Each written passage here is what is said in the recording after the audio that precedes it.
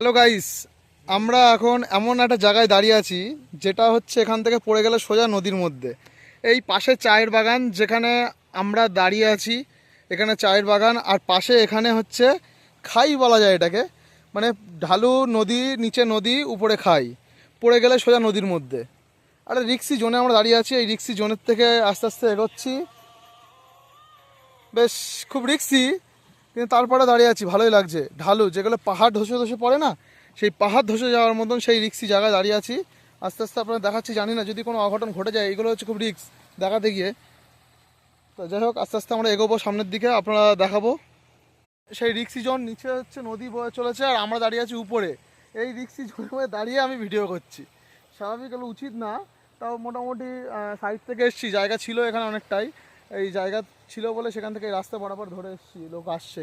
আস্তে আস্তে এগিয়ে যাবো, আপনাদেরকে দেখাবো যে কোন রিক্সি জন্য কীভাবে এগোচ্ছি। চলুন আস্তে আস্তে দেখাই, যাও। এই পাশে নদী যাচ্ছে, আমরা ঠিক উপর থেকে যাচ্ছি। এখানে চা বাগান আছে, তার পাশে নদী বয়ে চলেছে, ঢালু জায়গা, খুব রিস্ক এখানটায় যাতায়াত করা।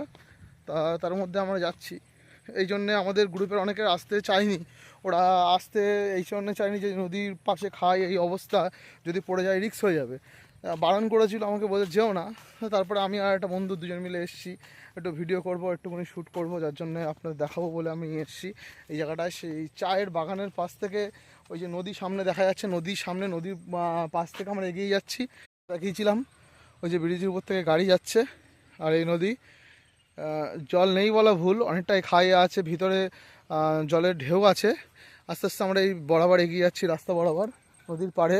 শুনেছি এখানে নাকি আবার মারা গেলে এখানে নদীর পাড়ে এখানে নাকি তাদেরকে দাহ করা হয়, পোড়ানো হয়, আমি সেটাও শুনলাম। তা আমরা দুজন যাচ্ছি, ভালো লাগছে, কারণ আমাদের এই জায়গাটা খুব সুন্দর লেগেছে। চায়ের বাগানের পাশ থেকে সুন্দর একটা ব্রিজ, পুল আছে, পাশে নদী বয়ে গিয়েছে, এরকম নদী বয়ে গিয়েছে, খুব সুন্দর। সেই জন্য আমরা যাচ্ছি দেখতে দেখতে।